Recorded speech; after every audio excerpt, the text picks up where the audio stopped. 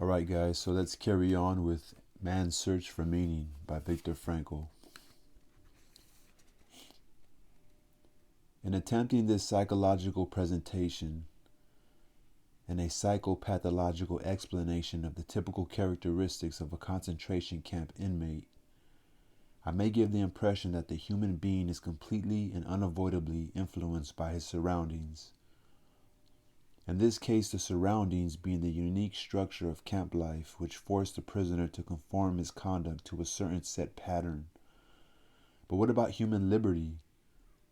Is there no spiritual freedom in regard to behavior and reaction to any given surroundings? Is that theory true, which would have us believe that man is no more than a product of many conditional and environmental factors, be they of a biological, psychological, or sociological nature? Is man but an accidental product of these? Most important, do the prisoner's reactions to the singular world of the concentration camp prove that man cannot escape the influences of his surroundings? Does man have no choice of action in the face of such circumstances? We can answer these questions from experience as well as on principle. The experiences of camp life show that man does have a choice of action. There were enough examples often of a heroic nature which proved that apathy could be overcome, irritably suppressed.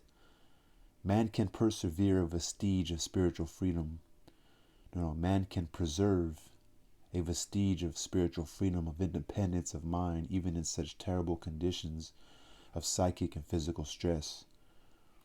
We who lived in concentration camps can remember the men who walked through the huts comforting others, giving away their last piece of bread. They may have been few in number, but they offer sufficient proof that everything can be taken from a man but one thing, the last of the human freedoms, to choose one's attitude in any given set of circumstances, to choose one's own way. And there were always choices to make. Every day, every hour offered the opportunity to make a decision which determined whether you would or would not submit to those powers which threatened to rob you of your very self, your inner freedom, which determined whether or not you would become the plaything of circumstance, renouncing freedom and dignity to become molded into the form of the typical inmate. Seen from this point of view, the mental reactions of the inmates of a concentration camp must seem more to us than the mere expression of certain physical and sociological conditions.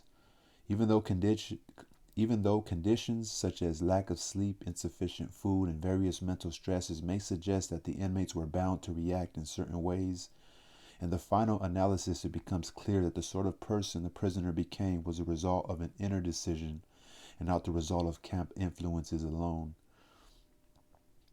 Fundamentally, therefore, any man can, even under such circumstances, decide what shall become of him, mentally and spiritually. He may retain his human dignity even in a concentration camp.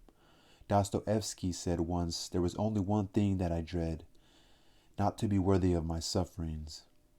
These words frequently came to my mind after I became acquainted with those martyrs whose behavior in camp, whose suffering and death bore witness to the fact that the last inner freedom cannot be lost.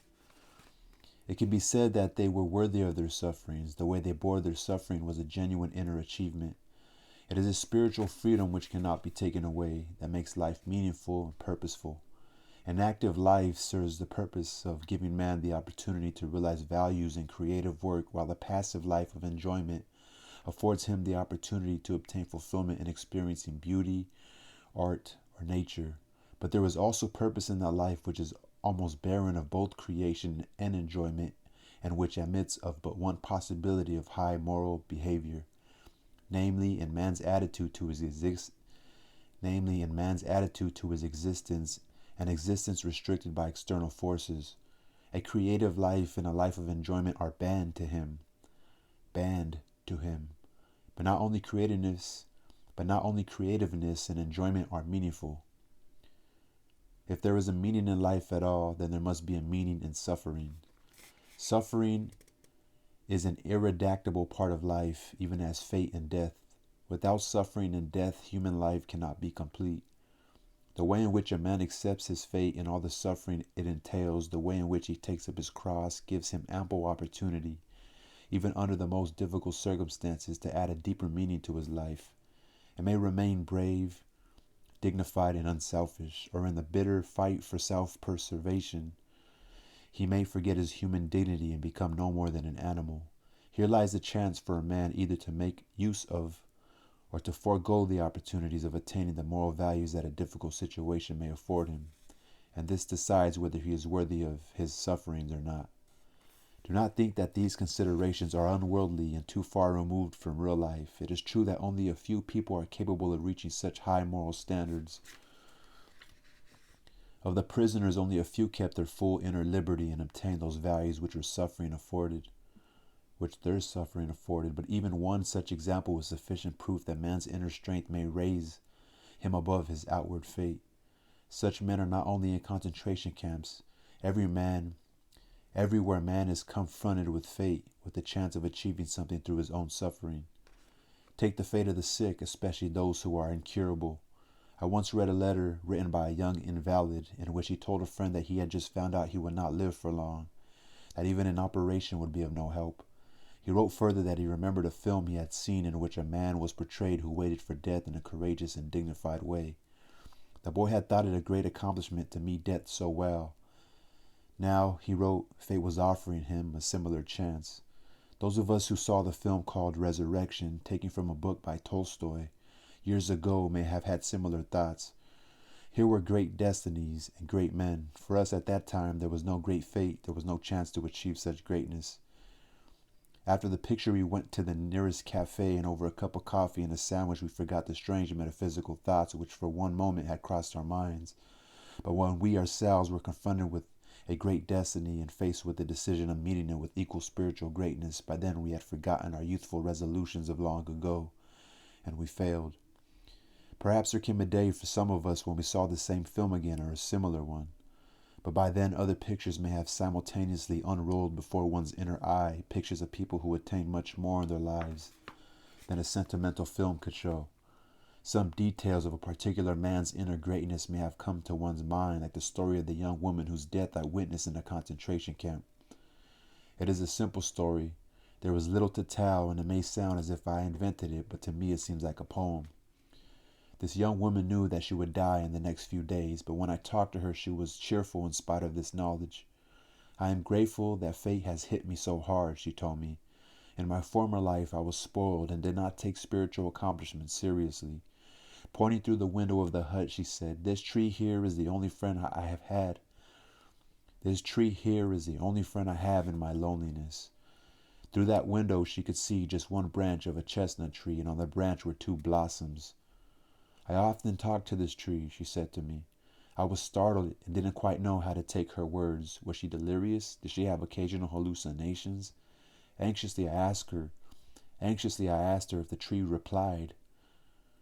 Yes. What did it say to her? She answered. It said to me, "I am here, I am here, I am life, eternal life." We have stated that which was ultimately responsible for the state of the prisoner's inner self was not so much the enumerated psychophysical causes as it was the result of a free decision. Psychological observations of the prisoners have shown that only the men who allowed their inner hold on their moral and spiritual selves to subside eventually fell victim to the camp's degenerating influences. The question now arises, what could or should have constituted this inner hold? Former prisoners, when writing or relating their experiences, agree that the most depressing influence of all was that a prisoner could not know how long his term of imprisonment would be. He had been given no date for his release. In our camp, it was pointless even to talk about it. Actually, a prison term was not only uncertain but unlimited. A well-known research psychologist had pointed out that life in a concentration camp could be called a provisional existence. We can add to this by defining it as a provisional existence of unknown limit. New arrivals usually knew nothing about the conditions at a camp. Those who had come back from other camps were obliged to keep silent, and from some camps no one had returned. On entering camp, a change took place in the minds of the men. With the end of uncertainty, there came the uncertainty of the end. It was impossible to foresee whether or when, if at all, this form of existence would end. The Latin word fini has two meanings: the end or the finish, and a goal to reach. A man who could not see the end of his provisional existence was not able to aim at an ultimate goal in life. He ceased living for the future in contrast to a man in normal life. Therefore, the whole structure of his inner life changed. Signs of decay set in which we knew from other areas of life. Signs of decay set in which we know from other areas of life. The unemployed worker, for example, is in a similar position. His existence has become provisional, and in a certain sense, he cannot live for the future or aim at a goal. Research work done on unemployed miners has shown that they suffer from a peculiar sort of deformed time, inner time, which is a result of their unemployed state. Prisoners, too, suffered from this strange time experience. In camp, a small time unit, a day, for example, filled with hourly tortures and fatigue, appeared endless. A larger time unit, perhaps a week, seemed to pass very quickly. My comrades agreed when I said that in camp a day lasted longer than a week. How paradoxical was our time experience. In this connection, we are reminded of Thomas Mann's The Magic Mountain, which contains some very poignant psychological remarks. Man studies the spiritual development of people who are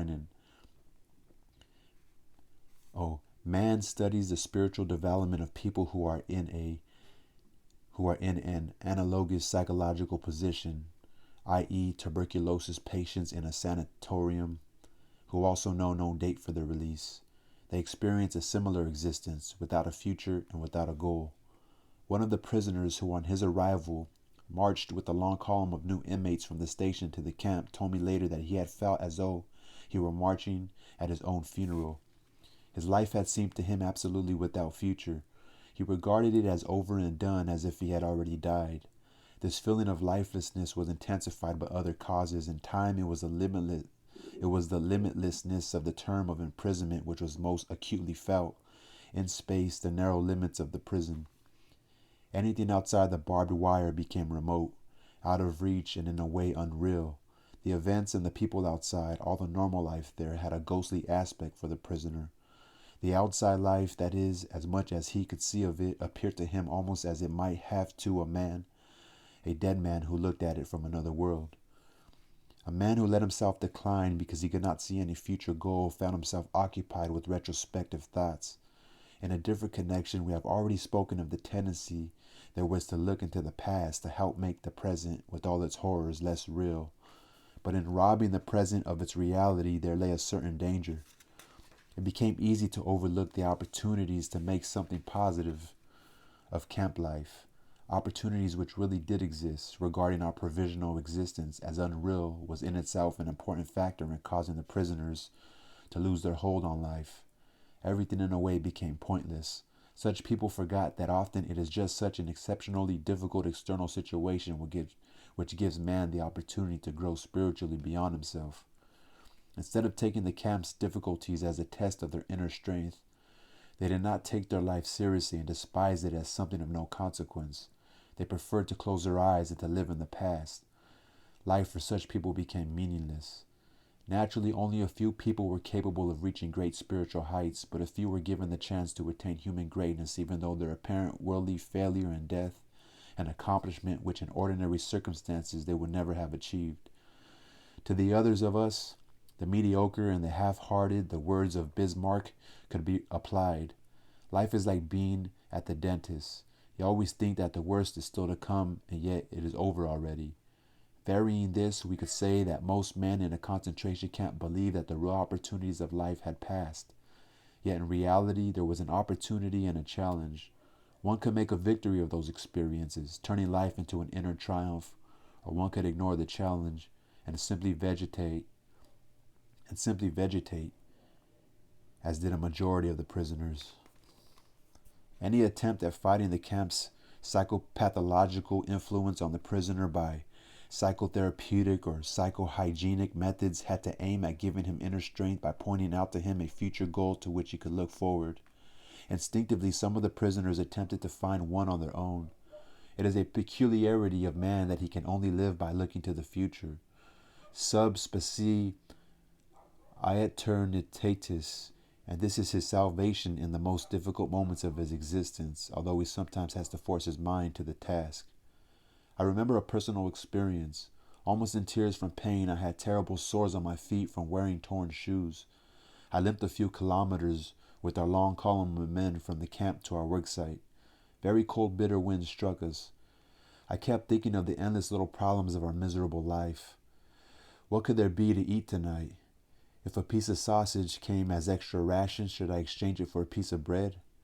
Should I trade my last cigarette, which was left from a bonus I received a fortnight ago, for a bowl of soup? How could I get a piece of wire to replace the fragment which served as one of my shoelaces?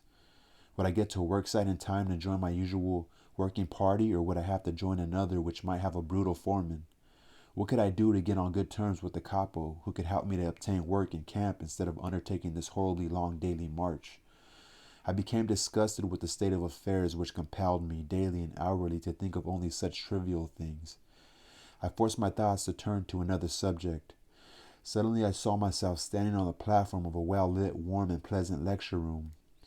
In front of me sat an attentive audience on comfortable upholstered seats. I was giving a lecture on the psychology of the concentration camp. All that oppressed me at that moment became objective, seen and described from the remote viewpoint of science. By this method I succeeded somehow in rising above the situation, above the sufferings of the moment, and I observed them as if they were already of the past. Both I and my troubles became the object of an interesting psychoscientific study undertaken by myself.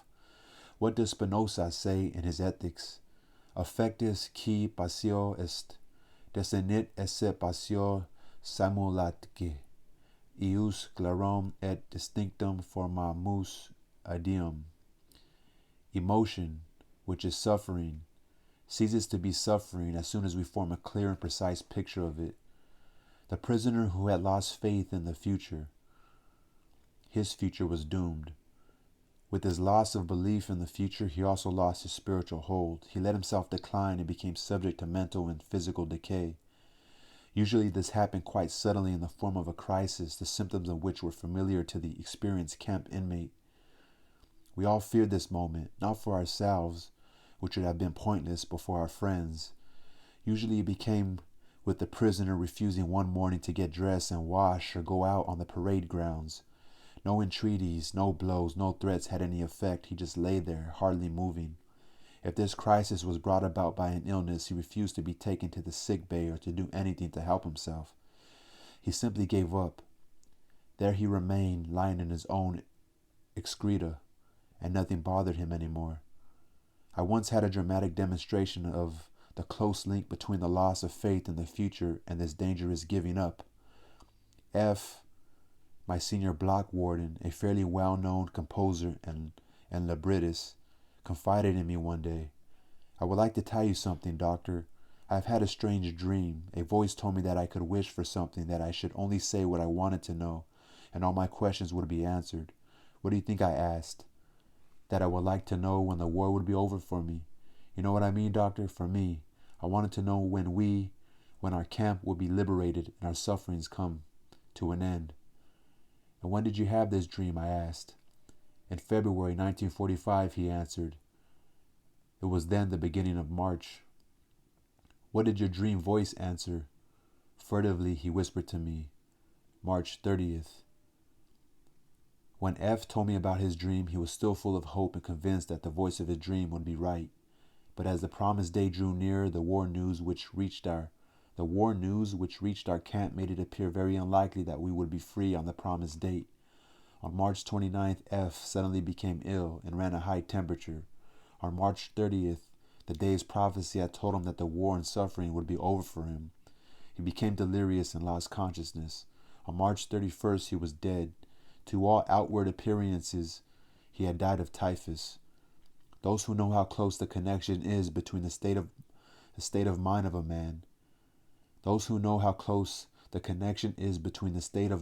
of a man, his courage and hope, or lack of them, and the state of immunity of his body will understand that the sudden loss of hope and courage can have a deadly effect. The ultimate cause of my friend's death was that the expected liberation did not come, and he was severely disappointed. This suddenly lowered his body's resistance against the latent typhus infection. His faith in the future and his will to live had become paralyzed, and his body fell victim to illness, and thus the voice of his dream was right after all. The observations of this one case and the conclusion drawn from them are in accordance with something that was drawn to my attention by the chief doctor of our concentration camp. The death rate in the week between Christmas 1944 and New Year's 1945 increased in camp beyond all previous experience. In his opinion, the explanation for this increase did not lie in the harder working conditions or the deterioration of our food supplies, or a change of weather or new epidemics. It was simply that the majority of the prisoners had lived in the naive hope that they would be home again by Christmas. As the time drew near and there was no encouraging news, the prisoners lost courage and disappointment overcame them. This had a dangerous influence on their powers of resistance, and a great number of them died. As we said before, any attempt to restore a man's inner strength in the camp had first to succeed in showing him some future goal. Nietzsche's words, He who has a why to live for can bear with almost any how. He who has a why to live for can bear with almost any how. Could be the guiding motto for all psychotherapeutic and psychohygienic efforts regarding prisoners. Whenever there was an opportunity for it, one had to give them a why, an aim for their lives, in order to strengthen them to bear the terrible how of their existence. Woe to him who saw no more sense in his life, no aim, no purpose, and therefore no point in carrying on. He was soon lost. The typical reply with which such a man rejected all encouraging argument was, I have nothing to expect from life anymore. What sort of answer can one give to that? What was really needed was a fundamental change in our attitude toward life. We had to learn ourselves, and furthermore, we had to teach the despairing men that it did not really matter what we expected from life, but rather what life expected from us. We needed to stop asking about the meaning of life and instead to think of ourselves as those who were being questioned by life daily and hourly. Our answer must consist not in talk and meditation, but in right action and in right conduct. Life ultimately means taking the responsibility to find the right answer to its problems and to fulfill the tasks which it constantly sets for each individual. These tasks, and therefore the meaning of life, differ from man to man and from moment to moment. Thus, it is impossible to define the meaning of life in a general way. Questions about the meaning of life can never be answered by sweeping statements. Life does not mean something vague, but something very real and concrete, just as life's tasks are also very real and concrete. They form man's destiny, which is different and unique for each individual. No man and no destiny can be compared with any other man or any other destiny. No situation repeats itself, and each situation calls for a different response. Sometimes the situation in which a man finds himself may require him to shape his own fate by action. At other times, it is more advantageous for him to make use of an opportunity for contemplation and to realize assets in this way. Sometimes man may be required simply to accept fate, to bear his cross. Every situation is distinguished by its uniqueness, and there is always only one right answer to the problem posed by the situation at hand. When a man finds that it is his destiny to suffer, he will have to accept his suffering as his task, his single and unique task. He will have to acknowledge the fact that even in suffering, he is unique and alone in the universe. No one can relieve him of his suffering or suffer in his place. His unique opportunity lies in the way in which he bears his burden. For us as prisoners, these thoughts were not speculations far removed from reality. They were the only thoughts that could be of help to us. They kept us from despair even when there seemed to be no chance of coming out of it alive. Long ago we had passed the stage of asking what was the meaning of life, a naive query which understands life as the attaining of some aim through the active creation of something of value. For us, the meaning of life embraced the wider cycles of life and death, of suffering and of dying. Once the meaning of suffering had been revealed to us, we refused to minimize or alleviate the camp's tortures by ignoring them or harboring false illusions and entertaining artificial optimism. Suffering had become a task on which we did not want to turn our backs. We had realized its hidden opportunities for achievement, the opportunities which caused the poet Reich to write, Wie viel ist es fürs Leiden? How much suffering there is to get through. Reich spoke of getting through suffering as others would talk of getting through work. There was plenty of suffering for us to get through. Therefore, it was necessary to face up to the full amount of suffering, trying to keep moments of weakness and furtive tears to a minimum. But there was no need to be ashamed of tears, for tears bore witness that a man had the greatest of courage, the courage to suffer. Only very few realized that. Shamefacedly, some confessed occasionally that they had wept, like the comrade who answered my question of how he had gotten over his edema, by confessing, "I have wept it out of my system." So edema. The tender beginnings of a psychotherapy or psychohygiene were, when they were possible at all in the camp, either individual or collective in nature. The individual psychotherapeutic attempts were often a kind of life-saving procedure. These efforts were usually concerned with the prevention of suicides. A very strict camp ruling forbade any efforts to save a man who attempted suicide. It was forbidden, for example, to cut down a man who was trying to hang himself. Therefore, it was all important to prevent these attempts from occurring. I remember 2 cases of would-be suicide which bore a striking similarity to each other. Both men had talked of their intentions to commit suicide. Both used the typical argument. They had nothing more to expect from life. In both cases, it was a question of getting them to realize that life was still expecting something from them. Something in the future was expected of them. We found, in fact, that for the one it was his child whom he adored and who was waiting for him in a foreign country. For the other, it was a thing, not a person. This man was a scientist and had written a series of books which still needed to be finished. His work could not be done by anyone else, any more than another person could ever take the place of the father in his child's affections.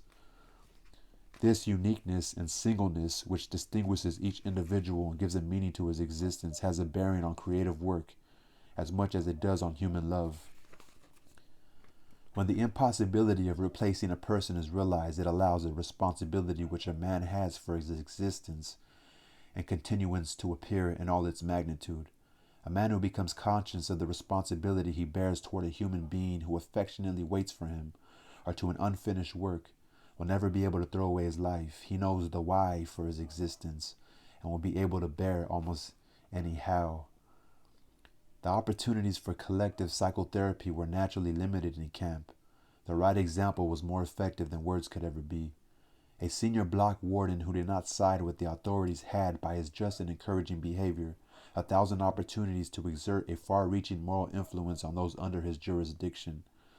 The immediate influence of behavior is always more effective than that of words, but at times a word was effective too when mental receptiveness had been intensified by some outer circumstances. I remember an incident when there was occasion for psychotherapeutic work on the inmates for a whole hut, due to an intensification of their receptiveness because of a certain external situation. It had been a bad day. On parade, an announcement had been made about the many actions that would, from then on, be regarded as sabotage and therefore punishable by immediate death by hanging. Among these were crimes such as cutting small strips from our old blankets in order to improvise ankle supports, and very minor thefts. A few days previously, a semi-starved prisoner had broken into the potato store to steal a few pounds of potatoes. The theft had been discovered and some prisoners had recognized the burglar. When the camp authorities heard about it, they ordered that the guilty man be given up to them, or the whole camp would starve for a day. Naturally, the 25,000 men preferred to fast. On the evening of this day of fasting, we lay in our earthen huts in a very low mood. Very little was said and every word sounded irritable. Then, to make matters even worse, the light went out. Tempers reached their lowest ebb, but our senior block warden was a wise man. He improvised a little. Talk about all that was on our minds at the moment. He improvised a little talk about all that was on our minds at the moment. He talked about the many comrades who had died in the last few days, either of sickness or of suicide. But he also mentioned what may have been the real reason for their deaths, giving up hope. He maintained that there should be some way of preventing possible future victims from reaching this extreme state, and it was to me that the warden pointed to give this advice. God knows I was not in the mood to give psychological explanations or to preach any sermons, to offer my comrades a kind of medical care of their souls. I was cold and hungry, irritable and tired, but I had to make the effort and use this unique opportunity. Encouragement was now more necessary than ever. So I began by mentioning the most trivial of comforts first. I said that even in this Europe, in the 6th winter of the Second World War, our situation was not the most terrible we could think of. I said that each of us had to ask himself what irreplaceable losses he had suffered up to then. I speculated that for most of them, these losses had really been few. Whoever was still alive had reason to hope, had reason for hope. Health, family, happiness, professional abilities, fortune, position in society, all these were things that could be achieved again or restored. After all, we still had all our bones intact. Whatever we had gone through could still be an asset to us in the future. And I quoted from Nietzsche, Was mich nicht umbringt, macht mich stärker. That which does not kill me makes me stronger. Then I spoke about the future. I said that to the impartial, the future must seem hopeless. I agreed that each of us could guess for himself how small were his chances of survival. I told him that although there was still no typhus epidemic in the camp, I estimated my own chances at about 1 in 20. But I also told him that in spite of this, I had no intention of losing hope and giving up, for no man knew what the future would bring, much less the next hour. Even if we could not expect any sensational military events in the next few days, who knew better than we, with our experience of camps, how great chances sometimes opened up, quite suddenly at least for the individual. For instance, one might be attached unexpectedly to a special group with exceptionally good working conditions, for this was the kind of thing which constituted the luck of the prisoner. But I did not only talk of the future and the veil which was drawn over it. I also mentioned the past, all its joys, and how its light shone even in the present darkness. Again I quoted a poet to avoid sounding like a preacher myself, who had written, Was du erlebst kann kein Macht der Welt rauben. What you have experienced, no power on earth can take from you. Not only our experiences, but all we have done, whatever great thoughts we have had, and all we have suffered. All this is not lost, though it is past, we have brought it into being. Having been is also a kind of being, and perhaps the surest kind. Then I spoke of the many opportunities of giving life a meaning. I told my comrades who lay motionless, although occasionally a sigh could be heard, that human life, under any circumstances, never ceases to have a meaning, and that this infinite meaning of life includes suffering and dying, privation and death. I asked the poor creatures who listened to me attentively in the darkness of the hut to face up to see the seriousness of our position. They must not lose hope, but should keep their courage in the certainty that the hopelessness of our struggle did not detract from its dignity and its meaning. I said that someone looks down on each of us in difficult hours, a friend, a wife, somebody alive or dead, or a God, and he would not expect us to disappoint him. He would hope to find us suffering proudly, not miserably, knowing how to die. And finally I spoke of our sacrifice, which had meaning in every case. It was in the nature of this sacrifice that it should appear to be pointless in the normal world, the world of material success. But in reality our sacrifice did have a meaning. Those of us who had any religious faith, I said frankly, could understand without difficulty. I told them of a comrade who on his arrival in camp had tried to make a pact with heaven that his suffering and death should save the human being he loved from a painful end. For this man, suffering and death were meaningful. He was a sacrifice of the deepest significance. He did not want to die for nothing. None of us wanted that. The purpose of my words was to find a full meaning in our life. Then and there, in that hut, and in that practically hopeless situation, I saw that my efforts had been successful. When the electric bulb flared up again, I saw the miserable figures of my friends limping toward me to thank me, with tears in their eyes.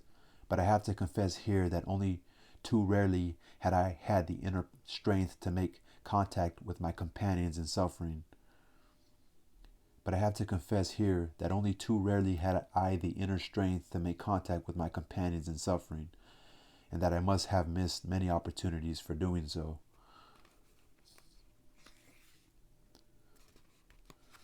All right, we'll end it there.